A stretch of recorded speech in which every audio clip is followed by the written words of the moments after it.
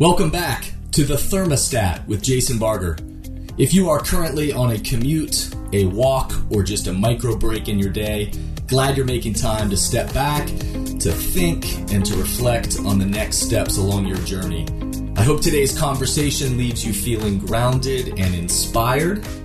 Now, let's dive into today's topic to engage our minds and hearts in order to authentically lead and create compelling cultures wherever we are in the world. I'm a strange guy, so I had to see it for myself. One Thanksgiving, I intentionally set my clock so that I would remind myself to get up and to go out to the store for Black Friday. Now, I wasn't there to buy anything. I wasn't one of those people that was going to buy something. I didn't have this long list of items that I was trying to get on Black Friday. But I'm a strange guy, so I had to see this for myself. I had heard for years and seen the stories on the news about these people rushing into stores on Black Friday, knocking each other out of the way, fist fights ensuing in order to grab the items that they wanted. And so I had to see this for myself. I had to see, was this just the media or a narrative about the craziness of people in the world on Black Friday, or was this really happening? And what was it about this Black Friday rush that got people into a craze? And so I set my alarm clock and I drove my car to the parking lot of Best Buy and I sat there. Again, I wasn't there to buy anything. I was just there to watch and to see what was going to happen. And as I sat there in my car and watching, the doors weren't open yet, and sure enough, there was a line wrapping all the way around the building.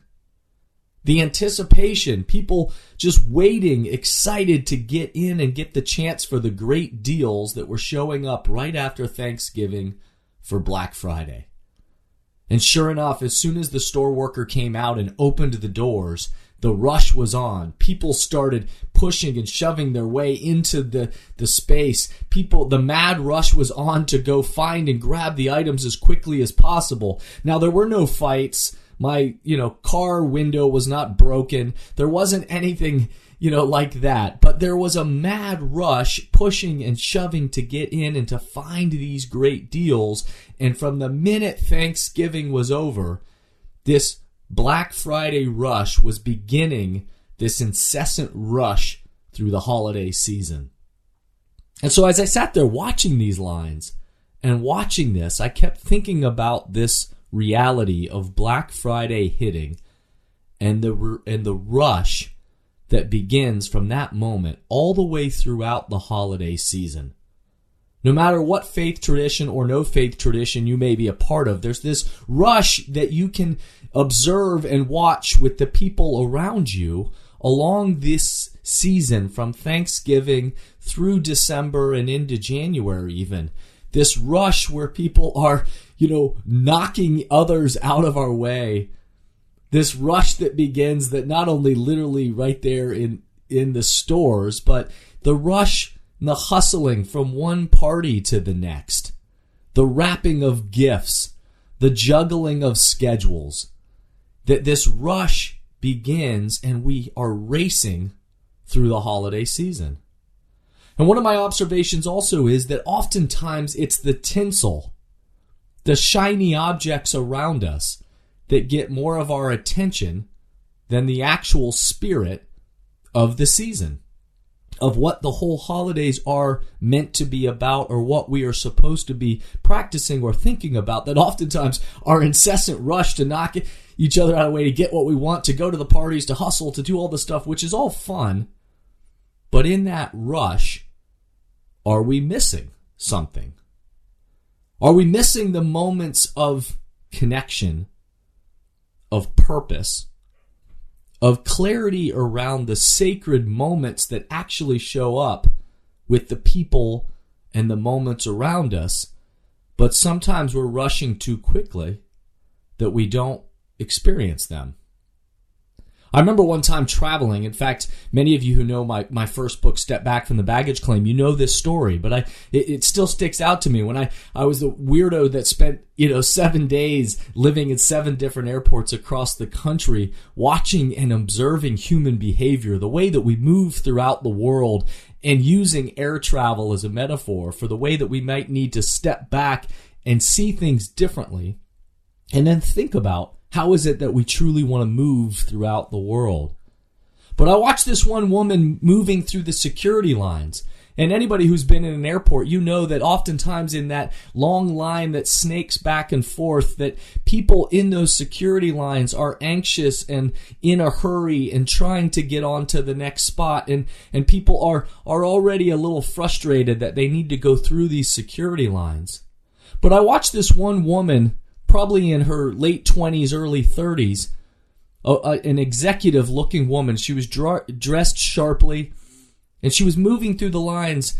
And as I sat there watching her, as she got up to the point where the TSA agent was about to go through security, and of all the people that were passing through these lines, person after person, all of a sudden this woman was chosen, and they said they needed to pull her aside and look at her bag.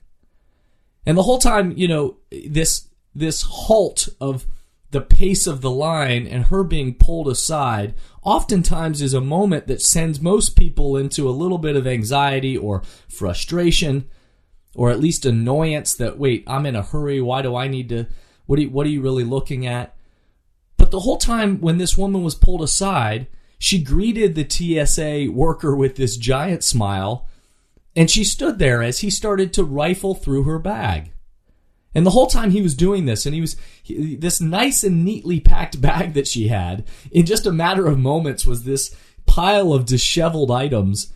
And the whole time he was rifling through her stuff, her underwear out in front of people, person after person was passing her in line, and you could, she just kept asking him about his day.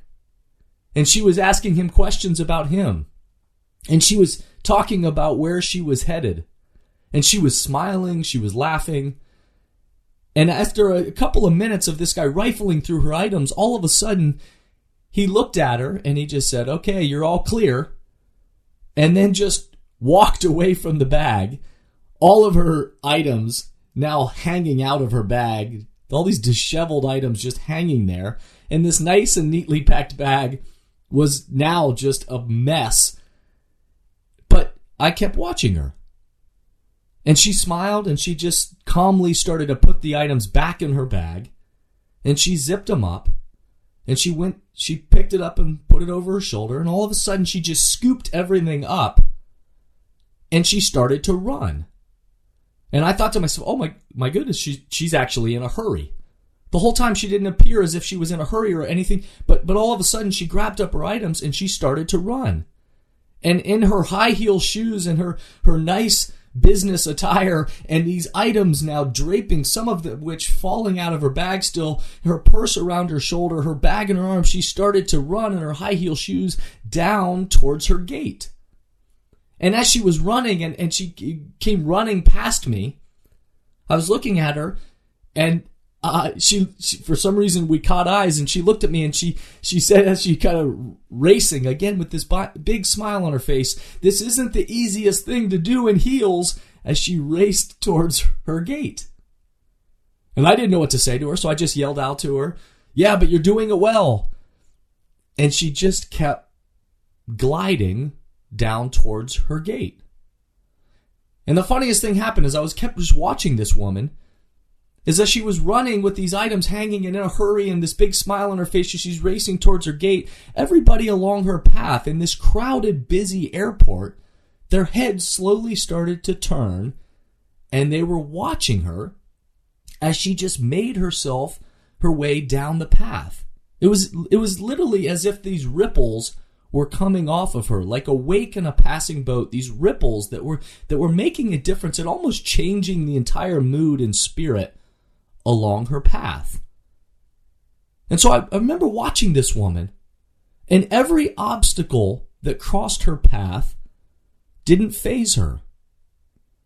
Each, getting pulled out of line, getting set aside, the agent going through her bag, messing up her things. She was in a hurry. But all of these things, she met each curve, each hassle, each detour or pothole in her path as an opportunity to just travel gracefully along her path and send these graceful ripples with a smile on her face and just moving from point A to point B.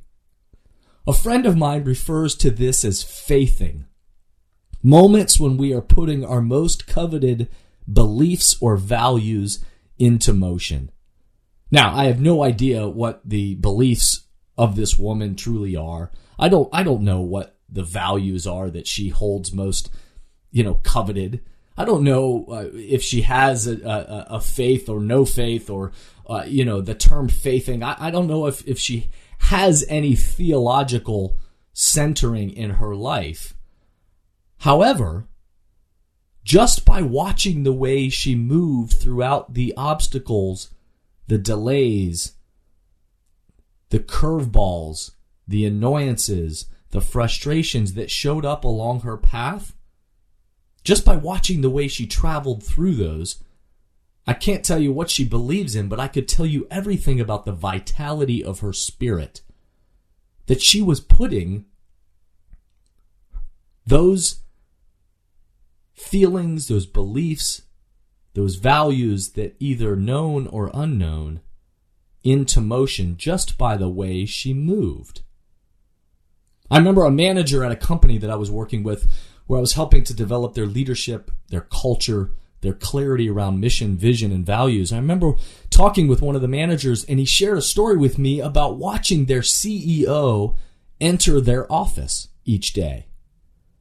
And he recalled with great precision and great accuracy and great detail around watching the manager as he entered the office every single day, the path he took, the people he said hello to, the trash he stopped to pick up, the administrative assistants and custodial staff he acknowledged, the pace, the attention, the vibe he put out sent ripples of the values and beliefs and the how of their company. Not just what they do, but how they always talked about operating as a company, how they showed up to do their work, those values that they put, the poster on the wall in their office. Watched how this CEO, just in the way he entered the building and began and moved throughout his day, sent these ripples of showing those values that we put on that poster up there of how we want to show up. He was putting them into motion.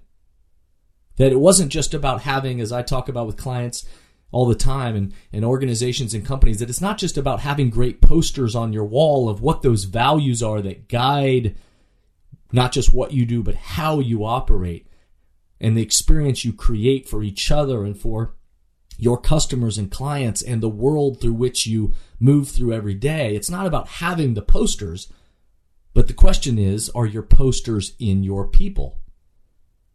And I remember what an impact this had made on this manager and the management team as they saw that the CEO, the leader, was the one who actually was traveling gracefully through every day and was that person setting that temperature, the thermostat, if you will, of saying this isn't just what we do, but this is how we always do it, even in those small moments of everyday life. It reminds me of the quote, of course, the famous quote that we've probably all heard that, that goes something like this. It says, preach always, if necessary, use words. Preach always, if necessary, use words. What would it mean for us to bring our posters off of the wall and into action, not just by the words that we choose, but more importantly, by the actions that follow?